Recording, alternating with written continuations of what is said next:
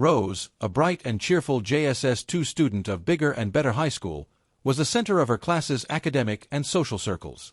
On a calm Monday afternoon, she collapsed in the school cafeteria during lunch. Her face turned pale, and her breathing grew faint. Chaos erupted as teachers and students scrambled to help. Paramedics rushed her to the hospital, where doctors revealed she had been poisoned. The news shocked her parents, who couldn't fathom who would harm their daughter. As Rose lay unconscious, her parents, Evelyn and Daniel, grappled with a wave of emotions. They wondered who could harbor such hatred toward their child. The school's principal, Mr. Barlow, called an emergency meeting with the teachers and staff. It became clear that this was not a random accident but a deliberate act, and they swore to hunt for the culprit. The following day, rumors spread like wildfire through the school corridors. Students speculated about who could have poisoned Rose. Some pointed fingers at her ex-best friend, Clara, with whom Rose had a big quarrel with months ago. Others suspected jealous rivals who envied her popularity. Tensions were high, and mistrust brewed among friends. Meanwhile, Rose's parents demanded answers from the school. They pressed Mr. Barlow to investigate thoroughly, but he insisted they tread carefully to avoid accusing anyone without evidence. The poison, confirmed to be a rare toxin, could only have been introduced deliberately. Evelyn and Daniel decided to involve the police, determined to leave no stone unturned. The shadow of betrayal loomed large over the school. Rose woke up in the hospital after 7 days of being unconscious, her body weak and her mind clouded by fragments of her last moments at school. She remembered feeling nauseous after taking a sip from her juice. Panic gripped her as the reality of her poisoning set in. Her parents, seated beside her bed, tried to reassure her, but Rose's anxiety only grew. Who would do this to her? And why? Detectives assigned to the case visited Rose later that day. They asked her about her routine, who she interacted with, and whether she had noticed anything unusual. Rose hesitated, torn between naming Clara, her ex-best friend, or dismissing it as paranoia. The detectives promised to examine the cafeteria security footage and search for evidence. Though their visit gave Rose hope, a gnawing fear remained. The culprit was still out there, and she had no idea who it was. The detectives' first interviews were with Clara, who had been noticeably absent since the poisoning incident. Rose and Clara had been inseparable until their friendship unraveled over a bitter argument about trust. Clara had accused Rose of stealing her boyfriend's attention, which Rose vividly denied. The tension had turned them into enemies, with Clara often throwing subtle jabs at Rose in public. When the detectives questioned Clara, she appeared calm but defensive. She admitted to her fallout with Rose but denied having anything to do with the poisoning. "I'm not a monster," Clara said, her voice trembling. Yet, her demeanor raised eyebrows.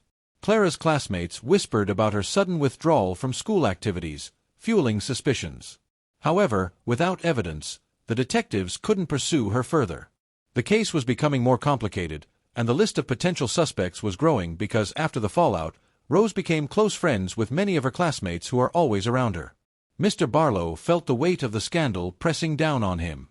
A poisoning under his watch threatened the school's reputation, and parents demanded answers, especially when the students were just teenagers. In a staff meeting, he urged teachers to monitor students closely and report any suspicious behavior. The faculty, however, was divided. Some believed it was an internal feud gone too far, while others speculated that outsiders might have been involved. To maintain order, Mr. Barlow implemented strict rules, including a ban on bringing food or drinks from home. Security cameras were reviewed, but the footage from the cafeteria revealed little. The poison could have been slipped into Rose's juice at any point during the chaotic lunch period. Mr. Barlow knew they were running out of leads and time. Whoever was behind this had covered their tracks well, but for how long? As the investigation continued, students became increasingly wary of each other. Friendships were tested, and alliances shifted.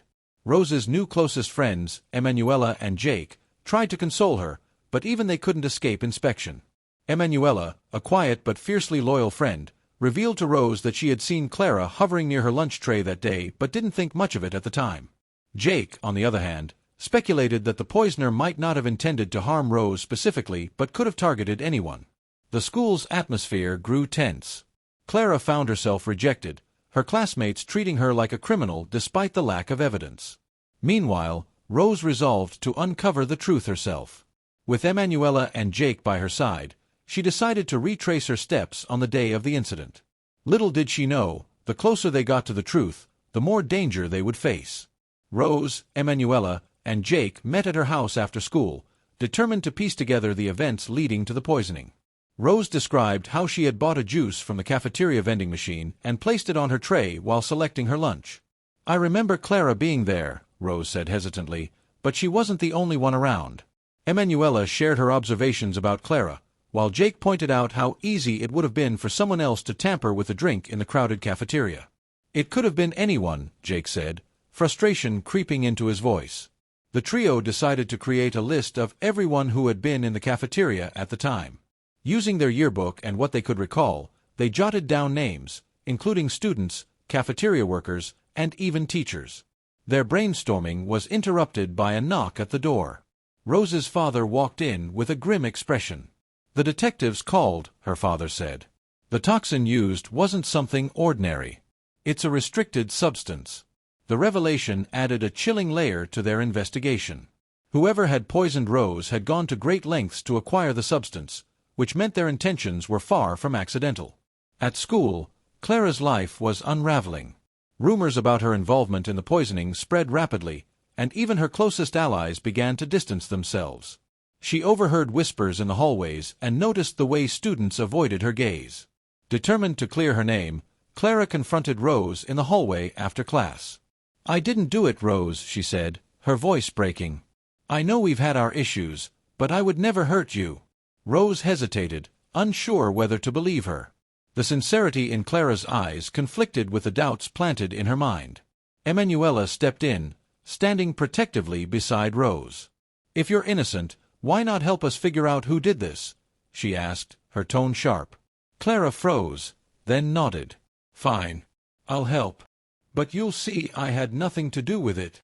The uneasy approach set the stage for an even more complicated investigation. Clara's involvement meant one of two things: she was genuinely innocent, or she was trying to manipulate the situation to cover her tracks. Later that day, Rose found an envelope slipped into her locker. Inside was a single sheet of paper with hastily scrawled words. Asterisk, "You're digging in the wrong place. Stay out of this before you regret it." Asterisk. Her heart pounded as she showed the note to Emmanuela and Jake.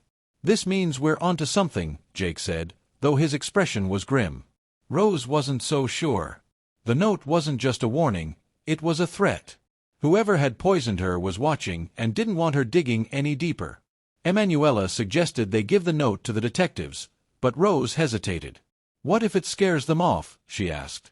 "What if they stop the investigation altogether?" After some debate, they decided to keep the note to themselves for now. It was a risky choice, but Rose felt a growing determination to solve the mystery herself. What she didn't realize was that this decision would put them all in greater danger.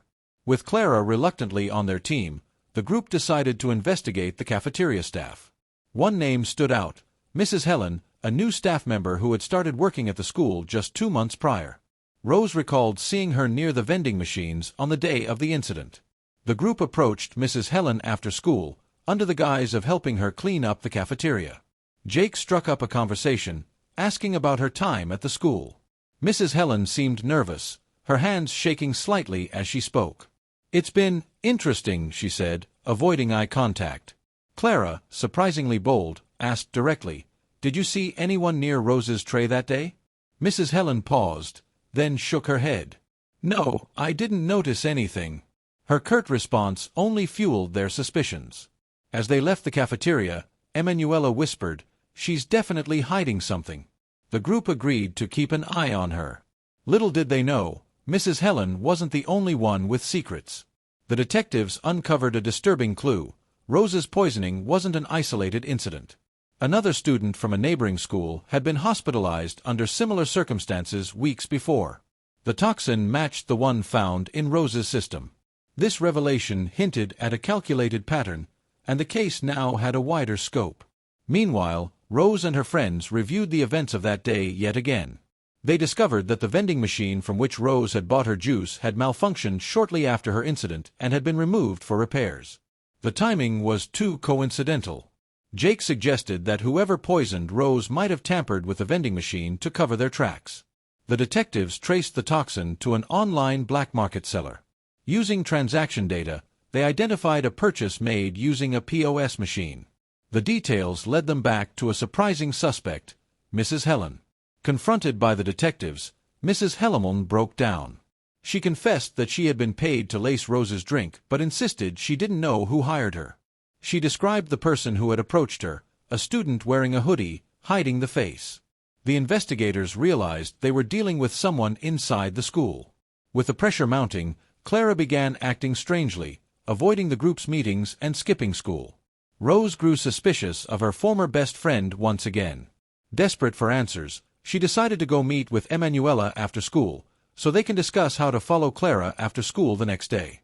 What she saw on her way to Emmanuel's house left her shocked. She saw Emmanuel walking into an uncompleted building in the street. She decided to follow her to surprise her, but shockingly, she met Emmanuel handing over a bunch of cash to a young rascal guy. Rose hid behind and filmed everything that happened. She went back home to her parents, who were seated with a detective, and showed them the video.